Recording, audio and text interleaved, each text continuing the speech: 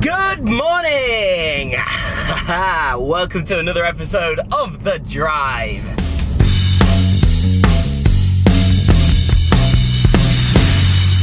The Drive. Hey, what's happening, my friend? Dean here, of course. I am back and on the way to Internet Profits HQ, 8:30 in the morning here. Oh, what an eventful weekend.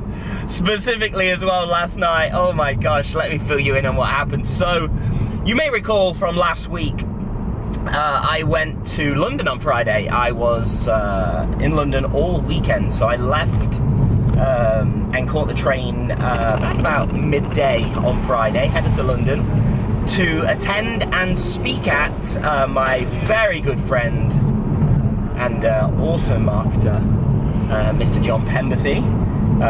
Spoke at his event last year and got an amazing opportunity and an invitation to come back and serve his audience again at his live yearly event. And I was actually speaking on the Saturday, went there on the Friday, got to, whenever I go anywhere, I'm going places as a student and a teacher. And I learned a lot. I got some great tips. And one of my big things with events now, I've learned over the years that you can't possibly take everything in that every single person shares, and you couldn't possibly, nor should you try and implement everything, because everybody's got a different style of business model. Everybody does things in a different way, and for you as an individual, you can't do everyone's everything. But what you can do, and this becomes easier as time goes on, by the way, I didn't used to be able to do this, but you can sort of pick out a few real golden nuggets that you can take away and come back with, and I've got those, and I'm excited to discuss those with the team. But Saturday I then took to the stage.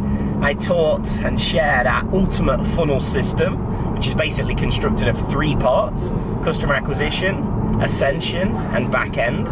So basically how to attract and convert your perfect customers, ascend them to your like premium products, your additional offers and services.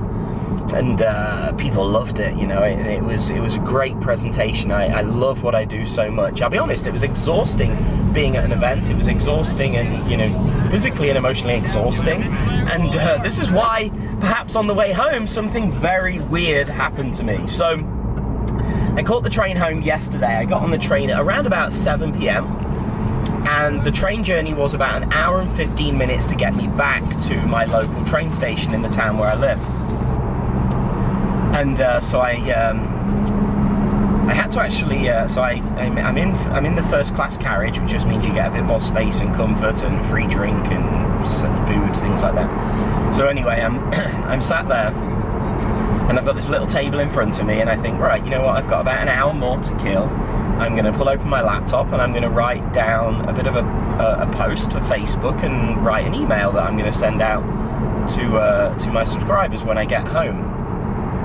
And I'm writing this email, and I've never ever in my life had an experience like this. Still right now, like 12 hours on or whatever it is, I cannot tell you what happened with certain, I have no idea. Like, honestly, it's almost like I was drugged and my memory was wiped, right? It's very strange what happened to me last night.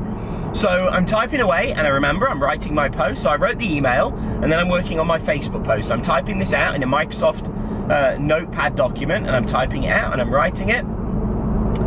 And then this is my vision of what happened. I'm writing this, I'm typing it, I'm aware of everything that's going on. I had 2 bottles of water from the staff on the train. I had a cheese sandwich, cheese and salad sandwich. I ate that, I drank my water, I wrote the email, I'm writing the Facebook post.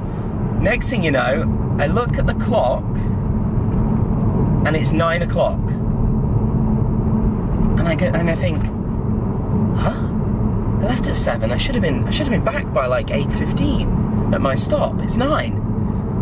And I jumped up and we was at this stop called for this area called Doncaster, and I was like, I don't recognise that. Where's Doncaster?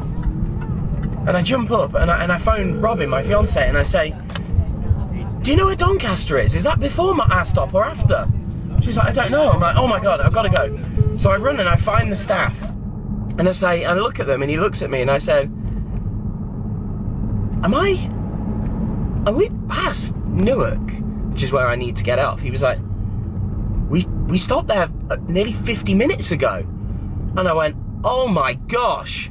I was like, I don't know how this has happened, but I've missed my stop.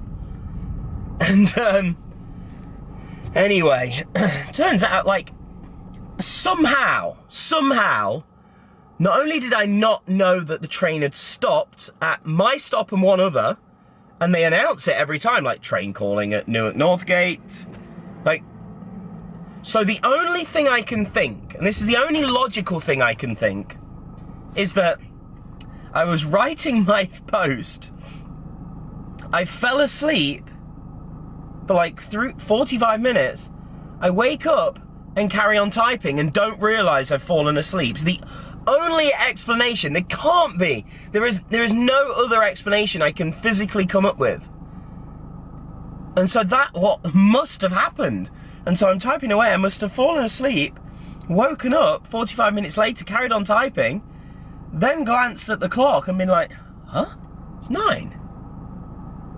And not even known that I still, like, I do not recall ever waking up. I do not recall falling asleep.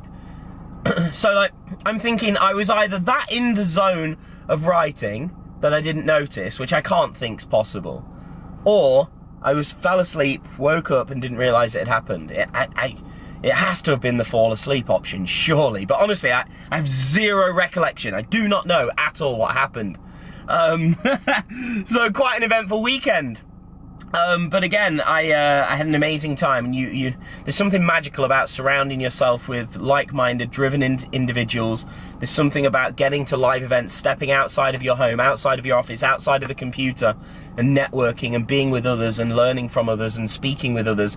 You know, for me, it gives me when I'm speaking with attendees after, this is a great thing that I do now, is after I've delivered my training, my presentation, and then I got to spend like 1.5 days with the attendees after that, and they were asking me questions. It gives you a unique perspective on which areas of your delivery and which areas of your concepts and your strategies and your methods need more explanation to different people at different stages of their understanding and their business. And so what an amazing time. I'm so grateful. John, if you happen to see this, thank you so much for inviting me to the event. Thank you to all the other speakers for sharing your value and you know, getting to know you better. And thank you to all the attendees for all the kind words and the time that you guys spent with me and with others. And I'm truly grateful. So with that said, I'm at Internet Profits HQ now. So if you're watching this here on YouTube, hit that subscribe button, of course, join the family.